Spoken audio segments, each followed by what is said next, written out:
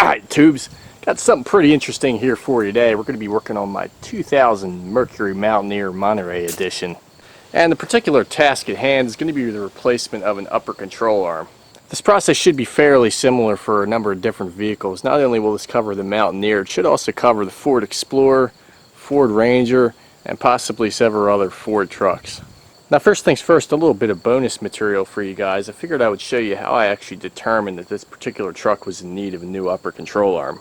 For whatever reason, Ford/Mercury designed their upper control arms such that the ball joints are not serviceable. So if you get a new control arm, you might actually have one with a ball joint that is removable. But in the case of a stock original Ford part, your only option is to replace the entire upper control arm. So just for the sake of clarity, we really don't need to replace our upper control arm, but it's our only option at this point in time.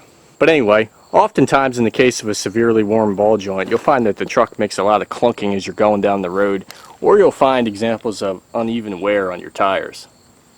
This particular truck actually exhibited neither sign though, and had the previous owner not told me that it was in desperate need of a ball joint replacement, I probably wouldn't have even known. But for the most part, just taking his word for it and deciding maybe I better just verify anyway, just in case, I did in fact find that these ball joints are actually probably the most worn out that I've ever seen on a vehicle. So let me show you guys how I figured that out. It's quite simple. All you got to do is jack your vehicle up, and when you get the jack under the car, you want to make sure that you get the jack as close to the wheel as possible. In other words, it's got to be under the control arm. You can't jack up by the frame. Once you do that, it's simply a matter of sticking a pry bar under the tire and you should be able to lift up and down, and if you look closely you'll see play where there shouldn't be play. So now that we've verified that to absolutely be the problem, we can start getting the job done here. First thing we'll do is pop our little lug nut cover off with a screwdriver and get access to our lug nuts. Then we can loosen them up while the tire is still on the ground, get a little bit of extra leverage. Next we'll get our jack under the car and get the truck raised up.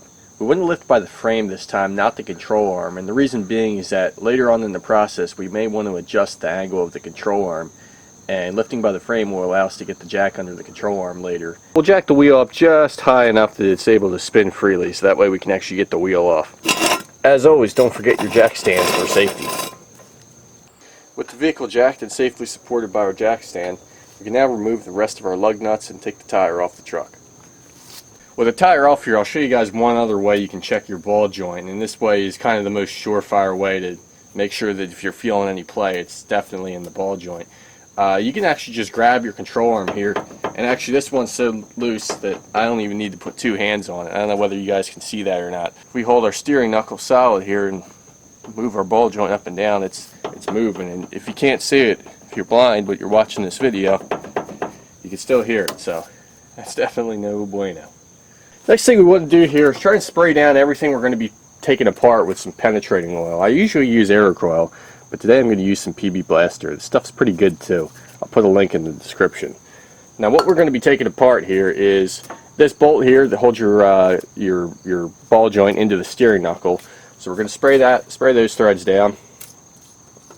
Our ball joint itself is going to need to come out, and sometimes the boot's in the way and you can't really get in here, but I think in this particular case it's going to make its way in there because the boot's kind of worn out. Then the only other bolts we're going to be taking out are these bolts up here, which actually hold the control arm to the frame, and it's just a simple through bolt with a nut on the end. So we will go ahead and spray that down as well. Make sure you get both sides. Now in terms of actually getting this nut off in order to get the bolt out, it is a little bit difficult. On all of the Ford Rangers I've worked on, the bolt's been the opposite. The bolt is stuck out through this way and the nut's been on this end, so it's been relatively easy to get the nut off. Unfortunately, on this particular truck, the nut's actually on this side, and there's really not enough room to get a socket or a breaker bar or really anything other than an open end wrench in here. There's a fuel line in the way, the shock tower's right here, so you're pretty limited in terms of getting your implements in here. So what I've done is I've got this 13/16 inch open end wrench on the nut here. Fortunately, the nut is not particularly tight, not loose like it's going to come out, but not particularly tight either. So I've already got it loosened up just a bit. So now it's just going to be a matter of painstakingly pulling the wrench off, turning it around, putting it back on, loosening up another quarter turn, and repeating that process for whatever period of time it may take to get the nut totally off. So let's do it.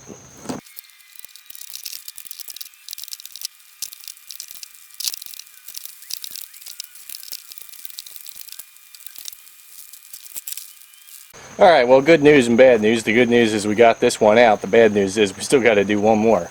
I think I got pretty lucky. This was pretty easy. It definitely wasn't stuck on there, and had it been stuck on there, this probably would have been a more difficult process, but I got lucky on this one. So let's see how the other side goes.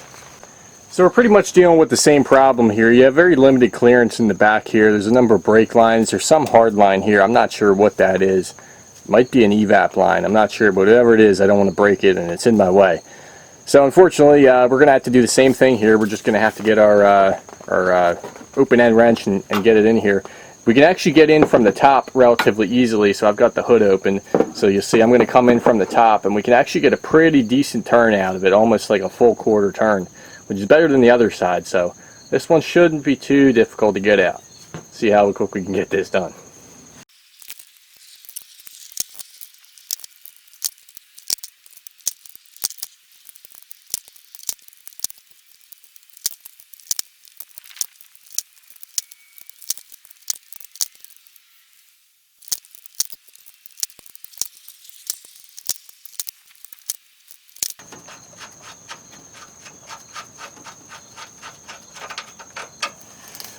Alright, that was a little bit more time consuming than the last one. We're looking at about, I think that one took me 7 minutes. The last one was like 3 to 5. But overall, not terrible.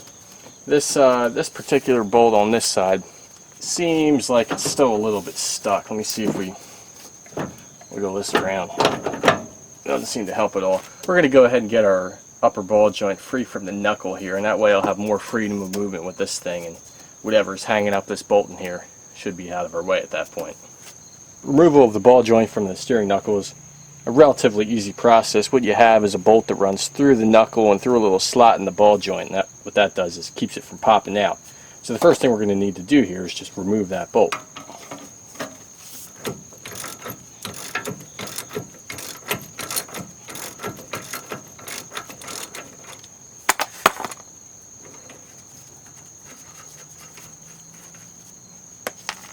Now at this point in time, it's evident that our loading of the control arm is actually perfect, because this bolt will pull right out.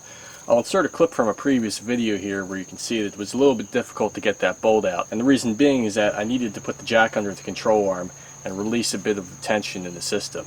So once I did that, it was able to pop out. In this particular case, however, evidently the way I got this thing all set up, or just the way things are today, that bolt came right out. So now all we have to do is get our ball joint out of our knuckle. Unfortunately, that went extremely well. Sometimes they're a little more difficult. You might have to persuade them with a hammer, but in this case, this is going extremely smooth, so I didn't even have to do that. The only other thing we're going to want to do here now is take a little piece of wire or old coat hanger or whatever you have, baling wire, and make sure you secure this steering knuckle here, because otherwise it's able to spin freely now, and if you aren't careful, might fall to one side or the other and either damage your brake line or damage your ABS sensor wire here. Alrighty now, so now that we're all tidied up down here, we got this knuckle secured so nothing's going to get broken there. Our ball joint should be totally free now. I did take the other bolt out from the other side here. Of course you guys already saw this bolt taken out. So I got the other side out. Obviously our ball joint's all the way out. So at this point in time we should be able to just grab this control arm and hopefully without too much effort should pop right out. There you go. Not too shabby. Sometimes they're a little bit tricky, but you just got to wiggle it and jiggle it around and you'll get it. If you have to, you can get a little pry bar screwdriver underneath your bushing here and lift it up a little bit and you'll figure it out. But that's all there is to it.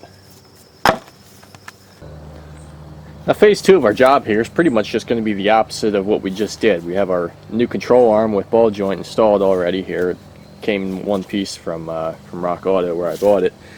And there's really not any preparation that needs to be done, other than what we potentially can do here is we can take a paper towel and just clean out where the actual ball joint goes into the knuckle, Since it came out very easily, I don't think there's a need to hit this with Scotch-Brite or wire brush or anything like that. Sometimes if you have a hard time, you think there's a lot of rust buildup, that can be done.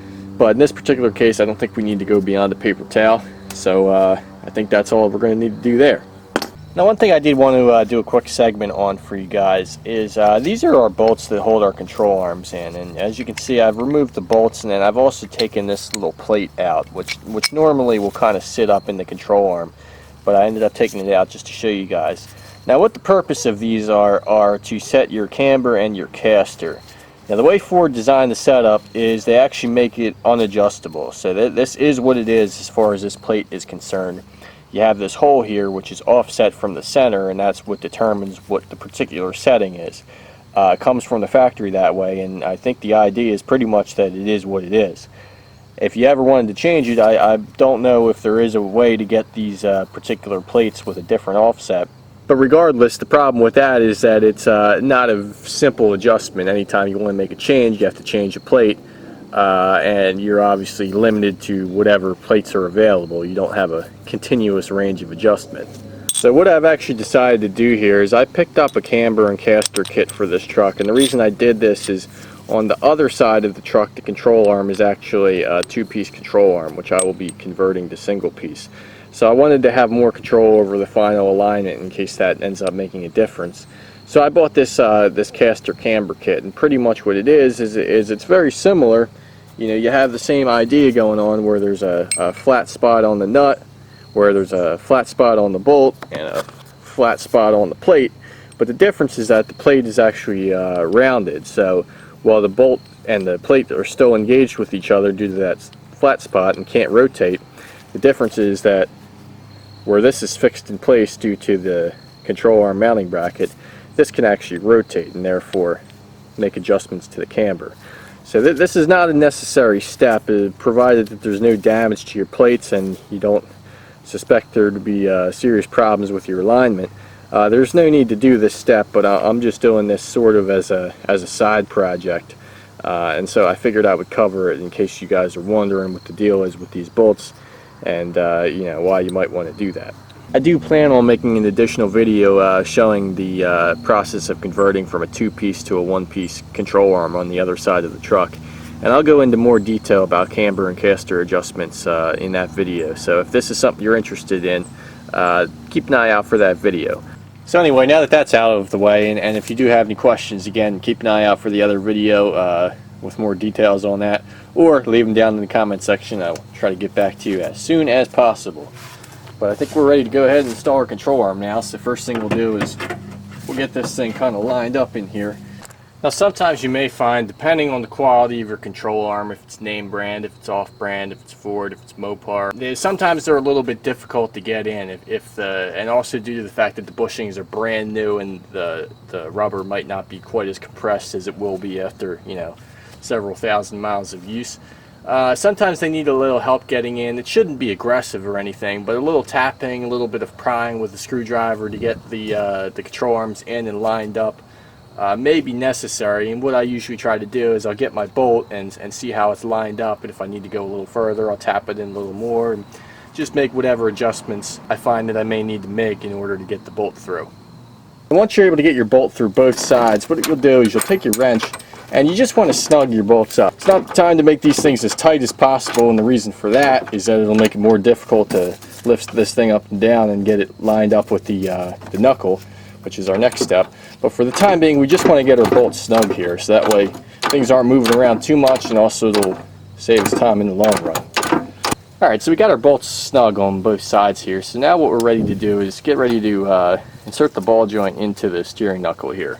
Now what I've gotten in the habit of doing here with these and a lot of other things while I'm working on them is I'll put a little bit of anti-seize on them on the outside here. Now anti-seize isn't meant to be used everywhere. There are places where you definitely should not use it, but I would call this a place where you almost definitely should use it, because this will make whoever has to take this apart in 5-10 years or whenever these may need to be replaced again, it'll make their life a whole lot easier. You don't have to use a tremendous amount of it.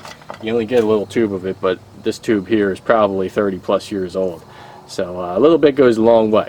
This is just standard Permatex anti-seize. You can get it in a variety of sizes and brands, but I'll put a link down in the old description if you guys are interested in getting some of that. But once we got that taken care of course we cleaned up the knuckle with paper towel a little bit earlier. We can go ahead here, and this should be relatively easy. It's really just a matter of lifting up our control arm here a little bit, getting things lined up here. Now if we take a closer look at our ball joint here, you can see that you have this little tiny slot in the shaft here. And the purpose of that slot is to engage with our bolt here. This bolt goes through our knuckle like so. I'm just going to stick it behind here. And then going through the knuckle like that, the bolt will actually engage with that little slot there and keep the ball joint from coming out. So what we need to do here is we need to get this thing in here, and typically what happens is, as you can see, you can get it a decent amount of the way by hand. Actually looks like I might just be able to get it all the way without using a hammer. So I think I could just hold it here, and if we're all the way here, you can see we can slide our bolt all the way through. And of course I did put some anti-seize on that bolt. But now, if we pull on this thing, tap on it a little here, it's obviously not going to come out at all because we got that bolt holding it now. So we can go ahead and put our nut on the other end of the bolt and go ahead and tighten this up. Once that's all tight and that thing's not going anywhere, we can go ahead and torque down our bolts up here. Now there's an important thing to keep in mind when you're torquing these down, and I did add a little segment to the video mentioning this when you're taking these apart as well. Particularly with the stock setup, you need to be careful and avoid rotating or at least attempting to rotate this bolt at all. This bolt is not meant to rotate, again, because it gets engaged with the walls of the mount that's supposed to prevent this thing from spinning. And if you attempt to rotate this bolt, you can actually damage this part, which this one, it's okay, but I think it's kind of, at one point or another, that might have happened and started to damage this one. So keep that in mind. You need to have a wrench on both sides here. Otherwise you can potentially run into problems. But provided that you've got that done, you can go ahead and torque it down to about 100 foot-pounds. Now it's actually recommended that you do this with the tire on the truck. However, with the oversized wheels that I have, I find that extremely difficult, but I don't think it's particularly necessary. And the reason that I say that is that the whole idea behind doing so is that you set the correct preload on your control arm bushings, which is of course determined by having the complete weight of the vehicle sitting on the control arm and setting all the steering geometry and forces as they would be. However, my method of supporting the vehicle, which is under the control arm here, I believe somewhat approximates that. Obviously not perfectly due to the fact that the actual tire would be sitting several inches further out, thus creating more leverage on the whole system. But I think it approximates it close enough, and I've always done it this way and never had a problem, so that's what I'm going to stick with. So we're going to go ahead and get this other side done here, and then our control arm is going to be totally installed. Alrighty, now looking pretty good here. This is just about going to conclude the job, or at least definitely conclude the main process here anyway. One thing I need to do here is I do have this piece of wire that I had wrapped around earlier to support the steering knuckle. So if you did the same and haven't already done so, make sure you get that out of there. Again, confirm that you've got your bolt tightened up here, that it is in fact engaged with the ball joint and that this thing isn't going to pop out, and that you've got both sides torqued down here, and things, in the event that you're going with a caster camber kit, everything's set up correctly. Now personally what I ended up doing, and again this is bonus material, if you're using the stock parts you don't need to worry about this, but I just set them up to a central location, central setting, as I am going to have the truck aligned at some point, and then they'll go ahead and adjust them as they need to be adjusted. But that should be enough to at least get me down the road to the alignment shop.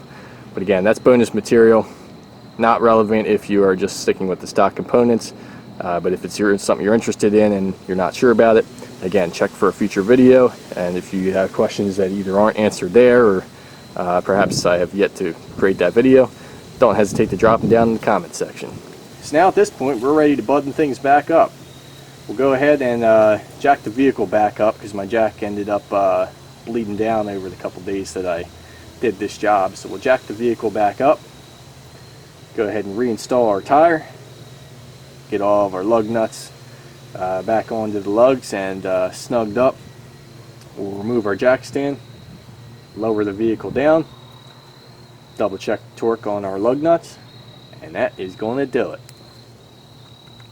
Alright, tubes, well that is going to do it for this one. Another job well done at the Moto for Life ranch here. It didn't take me too long to get this job done. I spread it out over a couple days only because I had other obligations, but I would say that typically this job, assuming no unforeseen circumstances occur, can probably be completed in about 3 to 4 hours, and that allows you extra time in case you do have a problem getting the bolt out or whatever. As always, there will be some links down in the description for those of you who may be interested in some of the tools and products we used in this video. If you're not subscribed, please do consider subscribing. That would help me out a ton. Give the video a thumbs up if it was helpful to you, because that will be helpful to me. And stay tuned for the next one, guys. Of course, we got more Mountaineer content coming. We'll be doing the other side, the upper control arm single two-piece to single-piece conversion, discussing more about camber kits and so on and so forth. So, see you guys in the next one. I'm out of here.